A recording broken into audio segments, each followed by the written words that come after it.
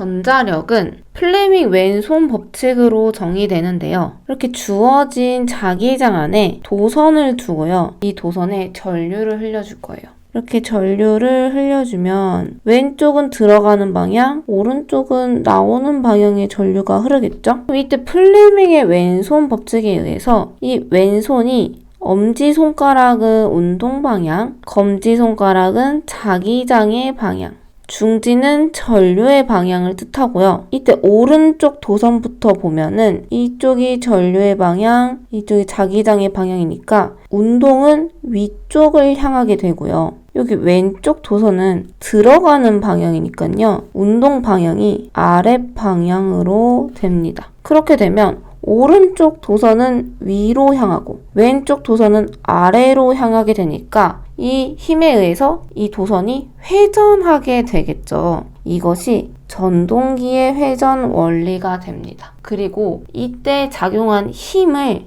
전자력이라고 하고요. 이 전자력은 이렇게 정의합니다. F는 자속 밀도 곱하기 전류 곱하기 L, L은 도선의 길이에요. 이 도선의 길이가 길수록 자기장의 세기를 많이 받을 수 있겠죠. 그리고 사인 세타, 자기장과 도체가 이루는 각인데 자기장과 도체가 90도에 이를 때 가장 많은 힘을 받을 수 있어서 사인 세타라고 둡니다. 그리고 단위는 힘이니까 뉴턴이에요.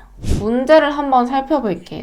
자속 밀도 4웨버/per 제곱미터인 공기 중 평등 자개 내의 길이가 30cm래요. 그리고 5A의 전류가 흐르는 도선을 자기장과 30도로 놓았을 때 이 도선이 받는 힘은 자속 밀도 B죠. 그리고 길이가 30cm래요. L은 30cm면 0.3m죠. 그리고 각도는 30도래요. 그래서 이 위 식에 집어넣으면 자속 밀도 4, I 5A, 길이는 0.3, 30도니까 사인 30도가 됩니다. 그럼 사인 30도는 우리 몇이었죠? 사인 30도는 2분의 1이었죠. 그래서 20 곱하기 0.3 곱하기 2분의 1 하면 3N이 나옵니다. 다음 중 전자력을 활용한 것으로 대표적인 것. 아까 여기 전동기의 회전 원리라고 했죠. 그래서 전자력을 활용한 것은 전동기입니다. 평행 도선 간에 작용하는 힘이에요. 먼저 도선이 이렇게 두 개가 나란히 평행하게 있는데요. 둘 다 같은 방향으로 전류를 흘려줄 거예요. 이때 앙페르 오른손 법칙에 의해서 나머지 엄지손가락이 전류 방향으로 가면 나머지 네 손가락의 방향으로 자기장이 형성된다고 했어요. 그리고 얘도 마찬가지로 자기장이 이렇게 형성되겠죠. 근데 이때 이 자기장이 여기뿐만 아니라 지금 이 멀리도 조금 작용하겠죠. 얘도 이 멀리도. 그러면 얘랑 지금 자기장이 형성하는 방향이 같죠. 그래서 이렇게 전류의 방향이 같으면요. 서로 끌어당기는 힘이 작용하게 됩니다. 그런데 전류의 힘이 다르면 여기는 전류는 윗방향이고 오른쪽으로 자기장이 형성되고요. 두 번째는 아랫방향이고 반대 방향으로 자기장이 형성돼요. 그러면 이 오른쪽 방향의 전류와 아래쪽 방향의 전류로 인해서 형성되는 이 자기장의 방향이 서로 부딪히겠죠. 그래서 서로 밀어내는 힘, 청력이 작용하게 됩니다. 그리고 이때 발생하는 힘의 크기는 두 도체 사이의 거리 R에 반비례하고요. 도체에 흐르는 전류의 크기 I1, I2의 곱에 비례하게 돼요. 그리고 단위 길이당 작용하는 힘의 크기를 정의해보면 F는 2 곱하기 10의 마이너스 7승 곱하기 R분의 I1, I2 그 단위는 뉴턴 퍼 미터입니다. 단위 길이당 작용하는 힘의 크기였으니까요. 다음은 자석의 회전력입니다. 먼저 자기쌍극자를 할게요. 자기쌍극자는 N극과 S극을 가지는 작은 물체, 아주 작은 막대 자석이라고 생각하시면 됩니다. 그리고 이 자기쌍극자는 자기장과 나란한 방향이 되도록 회전하려는 돌림 힘을 받는데요. 여기 외부 자기장이 N극, S극이면 이 자기쌍극자가 이렇게 S극, N극 이렇게 회전하려는 돌림 힘을 받아요. 그리고 이 자기쌍극자가 그냥 막대 자석이라고 생각하셔도 되는데요. 만약에 이렇게 원 모양의 동그란 전류고리는요. 자기장을 생성하게 되죠. 전류가 이렇게 흐르면 여기 또 자기장이 형성하게 돼요. 이것도 자기 쌍극자입니다. 어쨌든 N극과 S극을 가지고 있으니까요. 그리고 이때 아까 내가 돌림 힘을 받는다고 했는데요. 이 돌림 힘의 크기를 결정하는 자기 쌍극자의 고유 몰리량을 자기 모멘트라고 해요. 그래서 이 자기 모멘트는 자극의 세기 곱하기 막대 자석의 길이입니다. 이 자극은 자석이 이렇게 있으면 보통 이 끝부분을 자극이라고 말하고요. 이 자극은 자석의 힘이 가장 센 곳이기도 해요. 그래서 자극의 세기 곱하기 이 길이가 길수록 더 돌림 힘을 많이 받겠죠. 그래서 막대 자석의 길이를 곱해준 값이 자기 모멘트입니다. 막대 자석의 회전력이 우리 위에서 돌림 힘을 받는다고 했죠. 이 돌림 힘이 여기서의 회전력입니다. 이렇게 외부 자기장이 존재하는 공간에 막대 자석이 놓여져 있어요. 이렇게 비스듬하게 놓여 있죠. 그러면 이때 이 막대 자석은 이 자기장으로부터의 힘을 받게 되고요. 이렇게 S극, N극 이렇게 놓이려고 회전하게 됩니다. 이때 이 회전하는 힘을 회전력이라고 하고요. 이 회전력은 토크라고도 해요. 그래서 이 회전력, 토크는요. M, 자기 모멘트였죠. 위에서 했던 자기 모멘트 곱하기 이 자기장의 힘, 외부 자장의 힘이 셀수록 더 회전하게 될 수 있겠죠. 이 외부 자기장의 힘이 셀수록 회전력이 크겠죠. 그래서 외부 자기장의 힘 그리고 요 각도에 따라 다르니까 사인 세타 이렇게 됩니다. 그래서 회전력 토크 T는요. M 곱하기 H 곱하기 사인 세타고요. 단위는 뉴턴 곱하기 미터입니다. 자, 문제 한번 볼게요. 막대 자석의 세기가 100웨버이고 길이가 0.3m죠. 30cm는. 여기서 이 cm가 10의 마이너스 2승이라고 했어요. 그래서 30 곱하기 10의 마이너스 2승 미터 이렇게 두시면 됩니다. 그래서 0.3m가 되고요. 이때 자기 모멘트는 얘랑 자기의 세기가 m, 길이가 l이니까 두 개 곱하시면 되겠죠? 그러면 정답은 3번 30이 나옵니다. 자기 회로는요.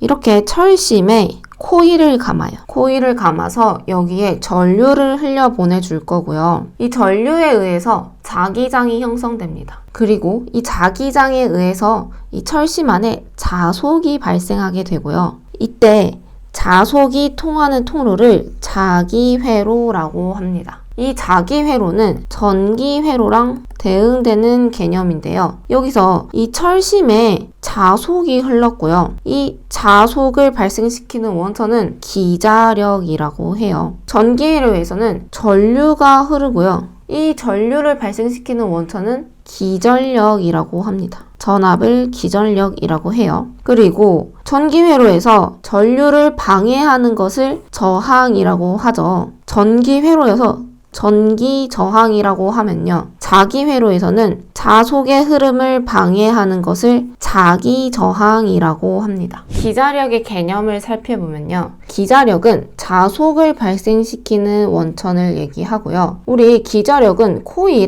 철심에 코일을 감아서 전류를 흘려 보내줬어요. 이때 이 기자력은 이 전류를 얼마만큼 흘려주느냐 그리고 몇 번을 감느냐에 비례해서 발생합니다.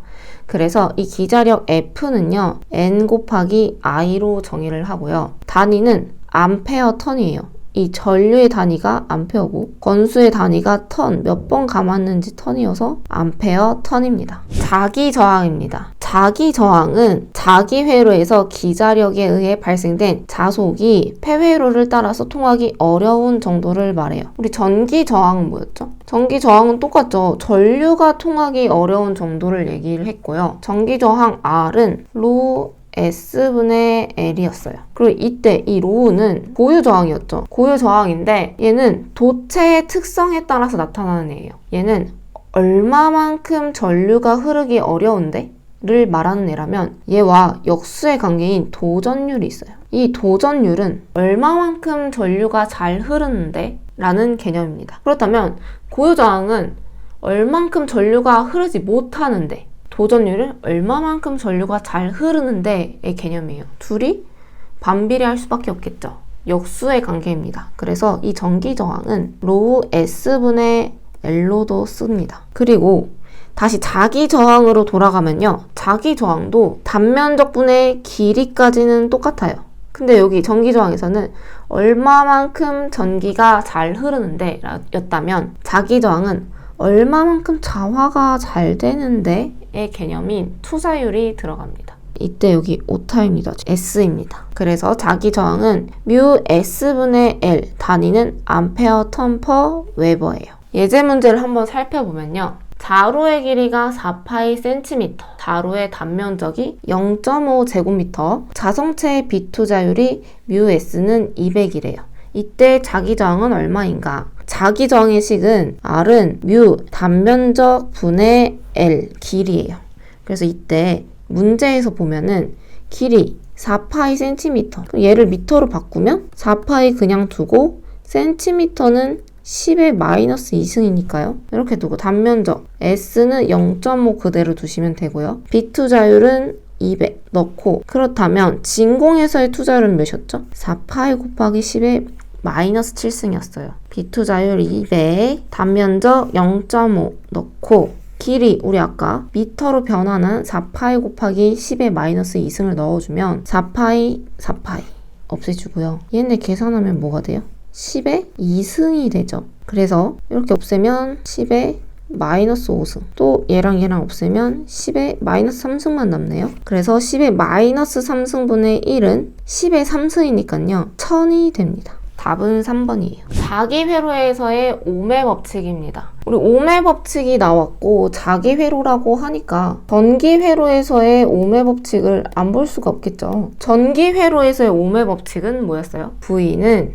IR이었습니다. 그리고 자기 회로와 대응되는 개념, 기전력은 자기 회로에서는 기자력인 F였고요. 전기 회로에서 전류와 대응되는 개념은 파이, 자속이었어요. 그리고 자기 회로에서는 전기 저항이 아니고 자기 저항이었죠. 그래서 자기 회로에서 오매 법칙 F는 파이 곱하기 RM이 되고요. 우리 앞에서 기자력은 모와 모의 곱에 비례했죠. 권수와 전류의 곱에 비례했습니다. 그래서 자기 회로에서 오매 법칙은요. 기자력 F는 NI 그리고 R 파이가 됩니다. 그리고 요 식만 보면요. 이때 자기 저항 RM은 뮤 S분의 L 이렇게도 표현할 수 있지만 요 자기 저항만 두고 나머지 넘기면 파이분의 F 되고요. 파이분의 NI도 되겠죠. 그래서 자기 저항 이러한 식이 성립이 됩니다. 자기 회로와 전기 회로의 비교 한 번만 더 하고 넘어갈게요. 자기 회로에서는 기자력